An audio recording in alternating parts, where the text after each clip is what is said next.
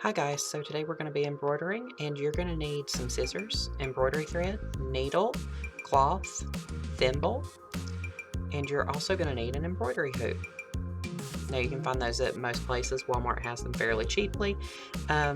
So you're going to want to make sure that your cloth is put into your hoop, make sure it's really tight, and you're going to pull out an arm's length of your embroidery thread. Now each set of embroidery thread has 6 strands in it. The thicker you want your stitches to be, the more strands you use. Today I think we're going to just use 3 because we're not doing anything that's super thick or very delicate. We're just kind of in the middle, so we'll go with 3. And you're going to make sure that you have your thread go through the eye of your needle. Make sure that all of your strands go through at the same time.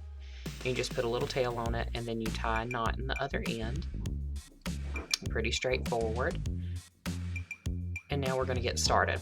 So the first rose that we're going to try to do is going to be a wagon wheel rose. So you're going to come up through your fabric, pick a spot where you want your rose to be. This is going to be the middle of your rose, so make sure you position it accordingly.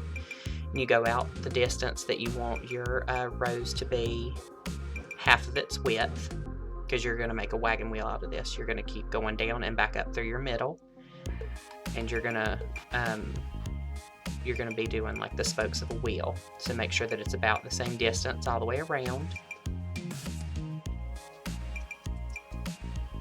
Just like that. And then you're going to come back up through the middle the last time, and what you're going to do is weave over and under all of your strands that you have here.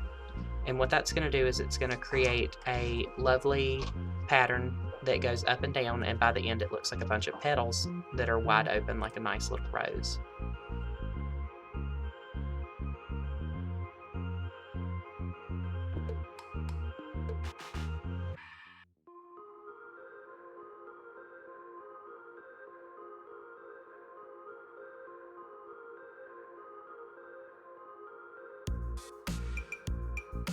Alright, we're almost done here. You're just going to take and keep doing that around and around and around.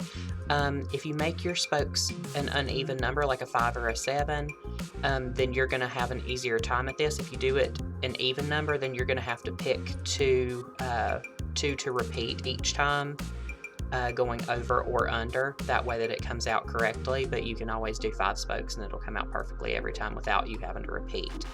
And then what you're going to do is flip it over once you get done and put your finger on the knot and then just pull it tight, and now it's done and you just clip the excess off. Alright, and that's what your rose is going to look like. Now with these little spokes that are sticking out, usually you would have it nestled in greenery so it disappears. So I'm going to show you how to do a little leaf right quick to cover that up. So again, you're going to pull out your thread and you're going to thread your needle. I'm using all 6 strands this time. It's a lot more difficult to I'm using 3 strands, but you're going to take and make a stitch just at the very tip of your leaf, just coming straight down, and then you're going to make a loop underneath it. Then what you're going to do is come up at the bottom of that first stitch, and then you're going to go underneath your little loop there, and that way when you pull it tight, it makes like a little arrow shape.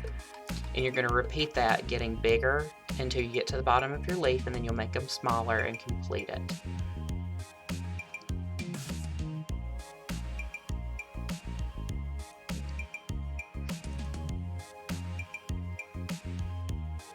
Just like that, and then you're going to take and do it again.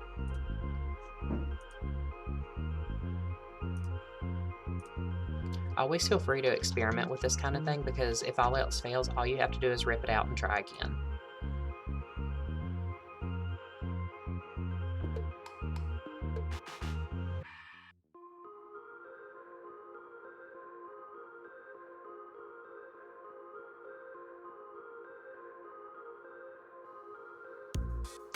And just like that, you're finished with your leaf and it covered up your spokes. Alright, so we're going to start our next rows. You're going to take and thread your needle just like you did before. Now what you're going to do is come up in the middle of your rows. You're going to go around 4 times of your needle, and then you're going to put it straight down into the fabric. And you're going to put your thumb on the knot and then pull your thread through with your thumb still on that knot, because we're doing a French knot here. If you let loose, it'll unravel and it'll come out looking very strange. And this is going to be the very center of your rose.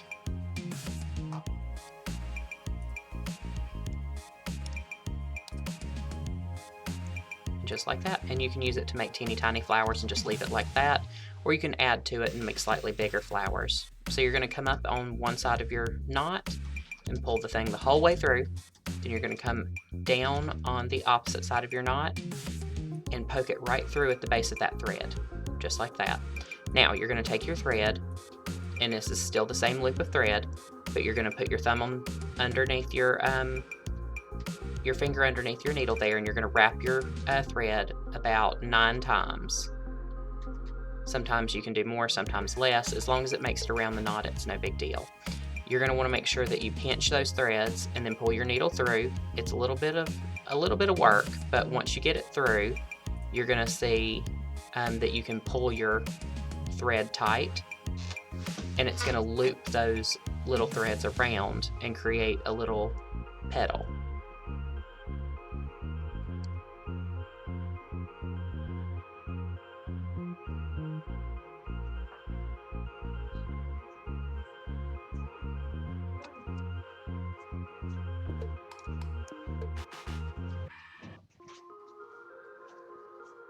And so as you pull it, just make sure you curve that petal around the bud in the middle, and then when you get it to where you want it, you just put the thread through the fabric just like that to anchor it down.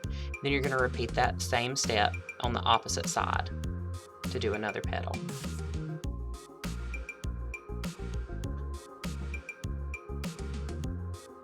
And this time I did 13 wraps just to make it go just a little bit further around the bud, because the last one was just a tiny bit too short. You can always add to or take away from just to make the petal just a little bit bigger or smaller. Get that pulled tight, and then just lay it down along the edge of the bud, just like so, and then anchor it down.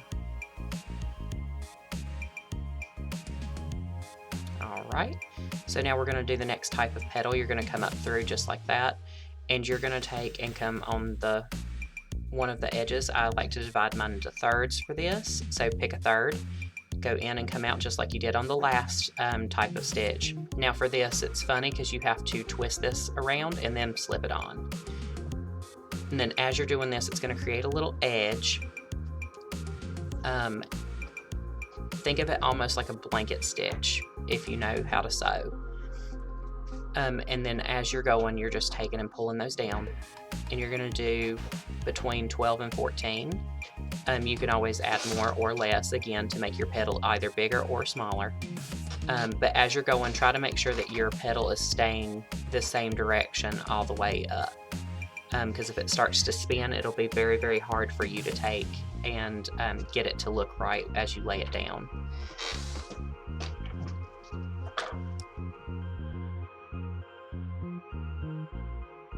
Alright, and then you have to pull your needle through. Again, this is a little bit difficult, but once you get it through, just take and pull your thread all the way through and guide it as it goes. Make sure that it wraps all the way around your bud, and then as it lays down, you just anchor it in. And then you just gently overlap those types of petals so that they fold over each other, and that's what gives you that rose look. So we're going to go through again, put your finger under, and then we're going to twist. Excuse me, I twisted the wrong direction. If you twist the wrong direction, it'll just wrap around. It's no big deal, you just take it back off, but if you do it the right direction, you should have a knot at the top of it, and that's what makes the edge.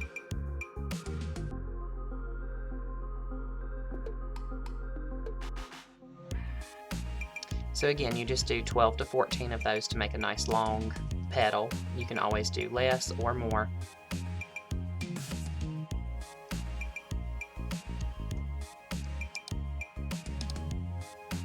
It usually only takes 3 to 4 petals to go all the way around your little bud, but as the rose gets bigger, the more stitches you need to make it expand.